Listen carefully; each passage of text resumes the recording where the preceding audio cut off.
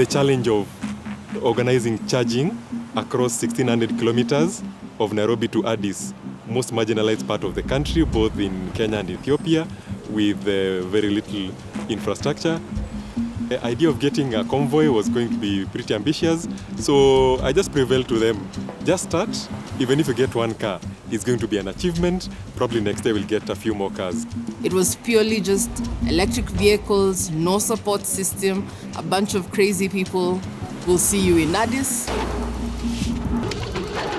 If you had to describe this journey in one word, what would it be? Record-breaking. Why? Nobody has ever done it before.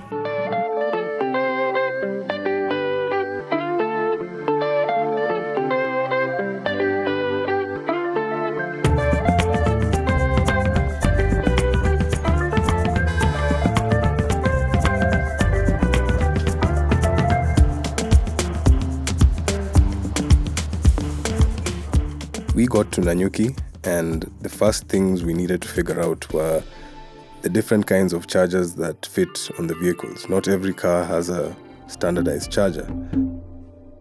I was surprised that there was a whole convoy of 2 double cabs, 2 motorbikes, and a truck, which, by the way, made all the difference because of the chargers and the cargo and everything. Showing how different vehicle types can actually make it, that have different charging requirements. Two-wheelers are so different from trucks, from buses. All of these vehicles can actually move borders.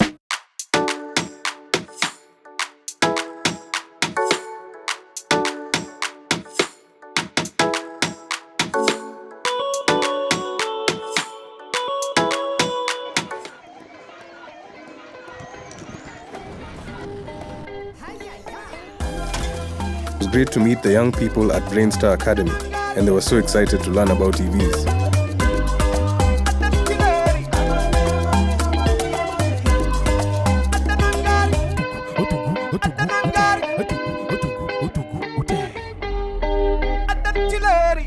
A huge crowd gathered around us in Marsabit. They were super curious about the EVs.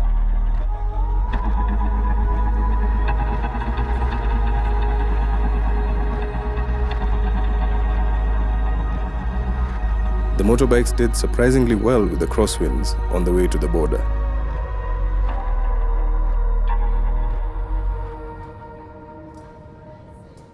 To the private sector and anybody else who will be interested in installing the charging stations, they should be able to learn that for sure. The network is there, both the Kenyan side by Kenya Power and also the Ethiopia side by EEU. 2 countries actually talk to each other about energy. Sitting back and just seeing one country tell another country, oh, let's do this, and this country telling that country, let's do that, and it worked, was absolutely fabulous.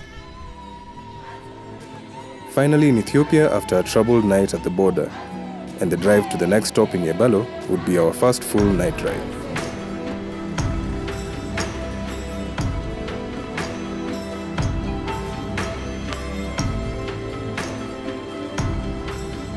As we continued through the beautiful Ethiopian countryside, the day ended with a welcoming heavy rain right before our destination in Dilla.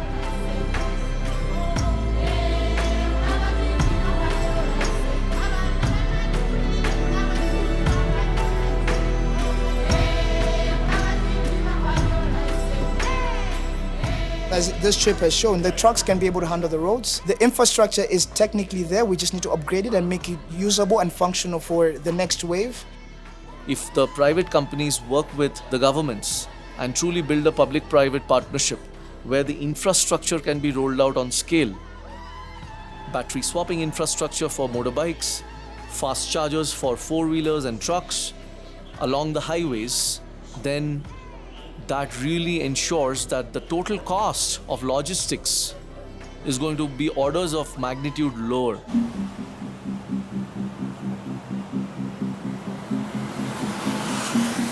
We are so grateful that the police escorted us for the last stretch into Adama.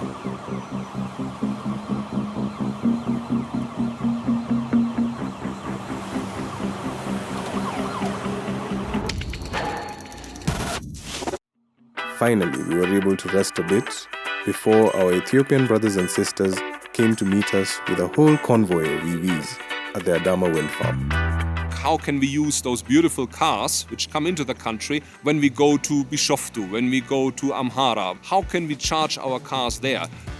The government needs to facilitate the charging spots where to install them. If we're able to cooperate, we can make a miracle on ground. Next year, we'll make the bigger one. That corridor will be an example for others.